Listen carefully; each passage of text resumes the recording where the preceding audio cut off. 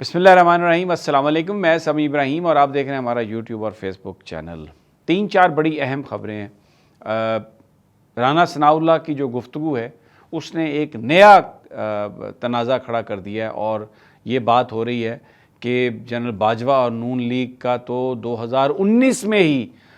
تعاون شروع ہو چکا تھا عمران خان صاحب کی حکومت کو ہٹانے کے لیے۔ انہوں نے یہ گفتگو طلعت حسین سے کی ہے اور اس میں بالکل ساری انہوں نے وضاحت کر دی ہے۔ وہ میں آپ کو بتاؤں گا کیا انہوں نے کہا۔ خبریں یہ آ رہی ہیں، ایک سعودی جریدے نے یہ بات، مڈل ایسٹ میں جریدے نے ایک بات بتائی ہے کہ پاکستان قطر سے، سعودی عرب سے اور یو اے ای سے $6 بلین اندازاً کی انویسٹمنٹ مانگ رہا ہے کارپوریٹ فارمنگ میں، اور وہ یہ اس کی ڈیٹیل سامنے آئی ہیں کہ کون وہ مانگ رہا ہے، کون سی کمپنی میں یہ انویسٹمنٹ جائے گی اور کس طریقے سے ہوگی۔ دوسری جانب لنڈن میں جو اجلاس ہے مسلم لیگ نون کا وہ شروع ہے، اور مختلف تعویلیں نون لیگ دے رہی ہے۔ مثلا مریم نواز کو وہاں پر بلایا تو وہ کہتے ہیں جی انہوں نے اپنی بیٹی کے ایڈمیشن میں کروانا تھا تو اس لیے ان کو جلدی آنا پڑا، اور شہباز شریف صاحب کہہ رہے ہیں کہ بالکل نواز شریف صاحب کا جو واپسی کا ٹائم ہے اس میں کوئی تبدیلی ہم نے نہیں کی۔ لیکن یہاں پر یہ خبریں چل رہی ہیں کہ جیسے ہی شہباز شریف لندن سے آئے تھے ان کو ایک ٹیلی فون کال آئی، پھر انہوں نے کپڑے تبدیل کیے اور پھر اس کے بعد وہ چلے گئے گجرانوالہ۔ وہاں پر کئی گھنٹے ان کے ساتھ گفتگو ہوتی رہی اور وہ وہاں پر ککڑ بنے رہے۔ یہ بڑے معروف جو صحافی ہیں وہ یہ باتیں اپنے ٹویٹس میں لکھ رہے ہیں۔ اور دوسرا آپ کو اپڈیٹ کہ خالد جمیل جن کو آج ایف آئی اے نے پکڑا تھا وہ پیش کیے گئے عدالت میں، اور 2 دن کا جو ریمانڈ ہے، جسمانی ریمانڈ دیا گیا، لیکن یہ کلیئر وائلیشن ہے ان ایس او پیز کی جو ایف آئی اے نے خود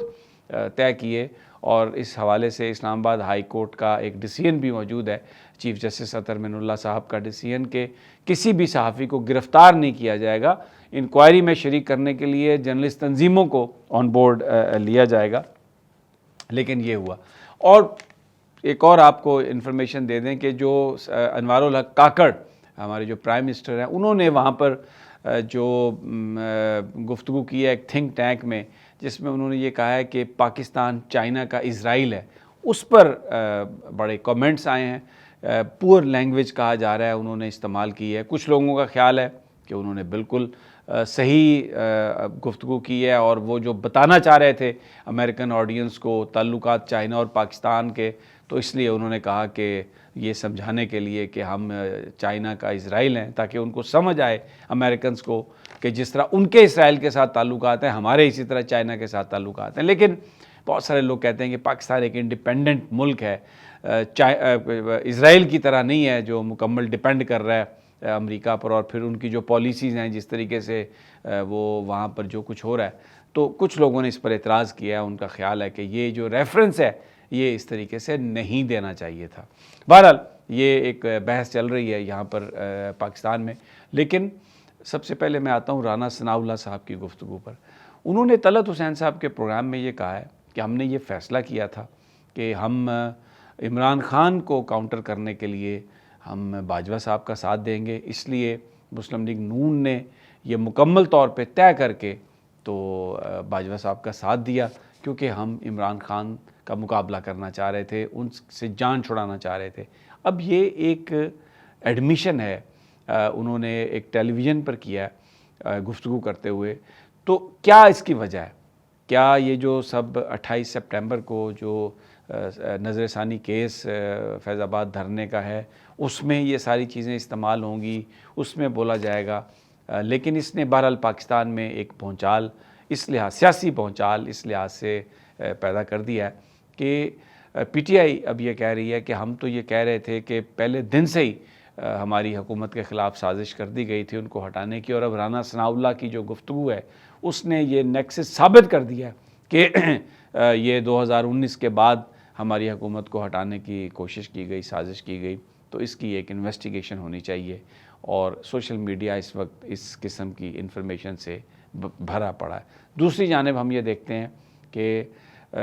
پاکستان نے، ظاہر ہے پاکستان کی اسٹیبلشمنٹ کی بات ہو رہی ہے، اور اس میں آرمی چیف جو ہیں وہ بڑا ایکٹیو رول پلے کر رہے ہیں، کیونکہ یہ جو اسپیشل انویسٹمنٹ فیسیلیٹیشن کونسل ہے اس کے انڈر یو اے ای، قطر اور سعودی عربیہ سے یہ ریکویسٹ کی گئی ہے کہ اگلے 5 سال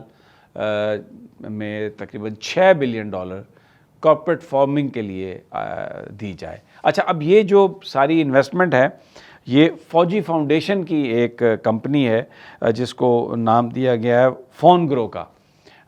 جو کارپوریٹ فارمنگ کے حوالے سے کرے گی۔ اس کے بڑے ٹارگٹس بھی بڑے ہیں، لیکن پھر میں آپ کو بتاتا ہوں major general retired Tahir Aslam ہیں جو اس کو ڈیل کر رہے ہیں، اور انہوں نے یہ کہا ہے کہ ہم یہ تقریباً جو ہے 1.5 ملین ایکڑ یہ نئی لینڈ ہوگی جسے ہم قابل کاشت بنائیں گے، اور لیکن 50 لاکھ ایکڑ وہ لینڈ ہے جو آلریڈی کاشت ہو رہی ہے، لیکن اس پہ ہم امپروومنٹ کریں گے۔ اب یہ انہوں نے مانگے ہیں پیسے ان سے، لیکن کیا یہ نگران جو حکومت ہے اس کے حوالے سے یہ پیسے وہ ان کو مل جائیں گے؟ یہ ابھی ایک سوال، اس کا جواب باقی ہے۔ لیکن آج ایک اعلیٰ سطحی ڈیلیگیشن آیا ہے سعودی عرب سے، جس نے جنرل عاصم منیر سے بھی ملاقات کی ہے، اور یہ کیونکہ MBS انڈیا گئے اور پاکستان میں نہیں آئے، تو اب غالباً دونوں ممالک کے بیچ میں کوئی اس قسم کی گفتگو کی جا رہی ہے کہ جو ایک ڈپلومیٹک اس وقت سنب ہوا پاکستان کا، اس سے نکلنے کے لیے یہ کوشش کی جا رہی ہے۔ اور آج اس ڈیلیگیشن نے ملاقات بھی کی ہے جس میں سعودی عرب کی فوج کے سربراہ جو تھے وہ آئے ہوئے تھے۔ اس کے اندر میوچل جو انویسٹمنٹ ہے اور وہ ساری اس کے حوالے سے بات کی گئی ہے۔ ایک اور بڑی جو اہم خبر ہے کہ سردار لطیف خان کھوسا، جو پاکستان پیپلز پارٹی کی سینٹرل ایگزیکٹو کمیٹی کے ممبر، بنیادی رکن بھی تھے، بڑے اہم سابق اٹارنی جنرل، سابق گورنر، اور پھر جو وکلاء کی تحریک میں جو انہوں نے رول پلے کیا، بہت قریب تھے وہ بی بی کے، ان کی جو رکنیت ہے وہ معطل کر دی گئی ہے، بنیادی بھی اور سینٹرل ایگزیکٹو کی بھی۔ نیر بخاری صاحب نے انہیں ایک نوٹس شو کا سرو کیا تھا کہ آپ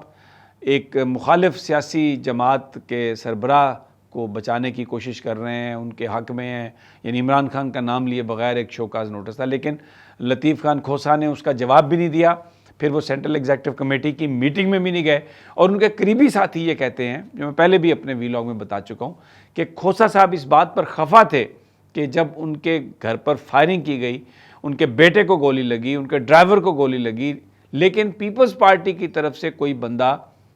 ٹاپ لیڈرشپ میں، یعنی بلاول بھٹو یا آصف علی زرداری، ان کے گھر نہیں آئے، جبکہ عمران خان جو اسلام آباد آئے ہوئے تھے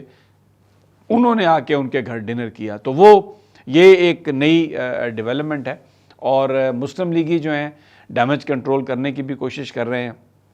سب سے پہلے جاتے ہی میٹنگ سے پہلے ہی یہ بیان داغ دیا ہے شہباز شریف صاحب نے کہ جناب وہ واپس ان کی آنے کا جو نواز شریف صاحب کا پروگرام ہے وہ متاثر نہیں ہوا، لیکن یہاں پر صورتحال یہ ہے کہ ہر چیز متاثر ہو چکی ہے۔ 28 سپٹمبر جو نظر ثانی کیس ہے، دھرنا نظر ثانی کیس، اس کی سماعت، اور وہ جمعرات ہے۔ ماضی میں لوگ کہتے ہیں کہ جمعہ بڑا بھاری تھا حکومتوں پر، اب جمعرات، لیکن غالباً اس کی وجہ شاید یہ ہے کہ جمعے والے دن عید میلاد النبی کی چھٹی ہے، اس لیے یہ کیس رکھا گیا ہے جمعرات کو۔ بڑا اہم سوال ہے کیا ہوگا، کیا ہو سکتا ہے، کیا فل لڑائی؟ بہرحال یہ تو اسی دن ہی پتہ چلے گا۔